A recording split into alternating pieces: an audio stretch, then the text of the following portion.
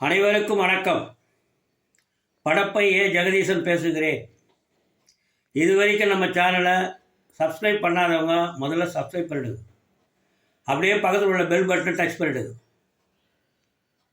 திருவள்ளுவர் இயற்றியது திருக்குறள்.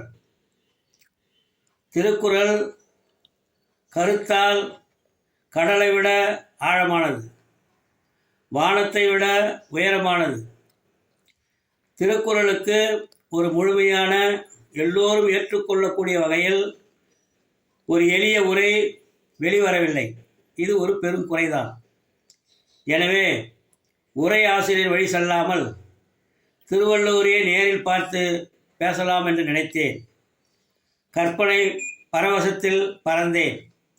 திருவள்ளுவரும் காத்திருக்கிறார் என் நேர்காணல் பேட்டிக்காக.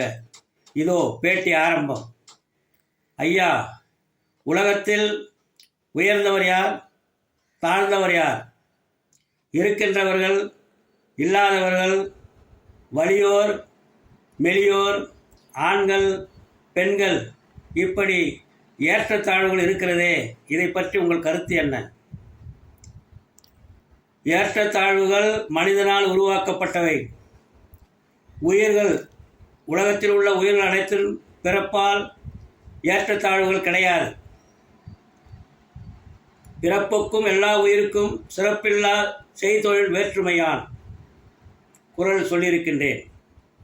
அடுத்த கேள்வி. மொட்டை அடிச்சுக்கிட்டு, முகம் மழிச்சுக்கிட்டு, காவி துண்டை கட்டிக்கிட்டு நாங்கள் தான் துறவின்னு சில பேர் சொல்கிறாங்க.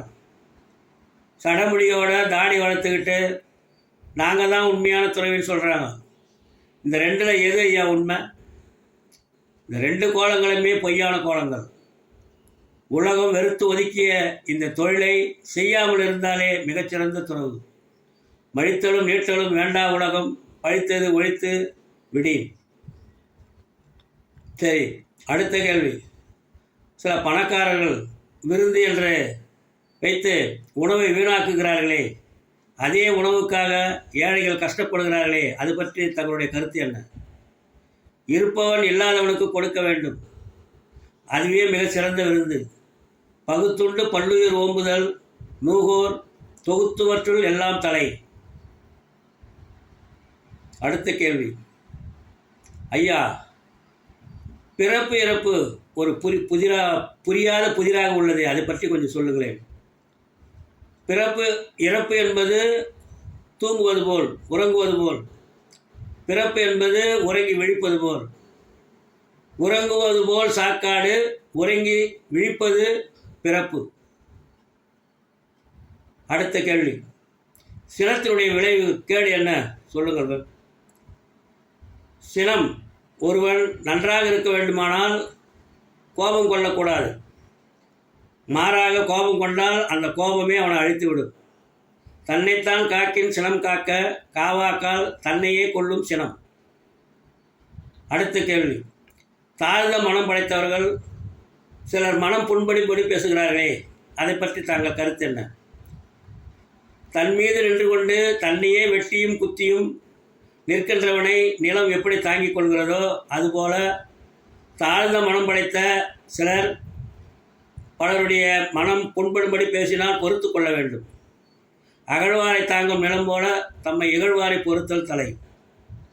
சரி ஐயா. அடுத்த கேள்வி. உலகில் வாழும் நெறி தவறாதவனுக்கு உயர்வு உண்டா? உலகில் வாழும் நெறி தவறாத வாழ்பவனுக்கு தெய்வத்துள் வைக்கப்படும். வையத்துள் வாழ்வாங்கு வாழ்பவன் வானுலகில் தெய்வத்துள் வைக்கப்படும். அடுத்த ஒரே ஒரு கேள்வி ஐயா. காணும் பொழுதும் பார்க்கும் பொழுதும் மகிழ்ச்சி தருவது எது? காமம்.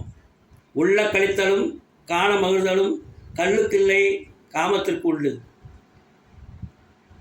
இதோட முடிச்சீர் ஐயா. இன்னொரு கேள்வி. ஊடல் என்றால் என்ன? ஊடல் என்பது காதலுடனும் பொய்யாக கோபித்துக் கொள்வது. நன்றி ஐயா. பேட்டி முடிந்தது. திருவள்ளுவரிடமிருந்து விடைபெற்றோம்.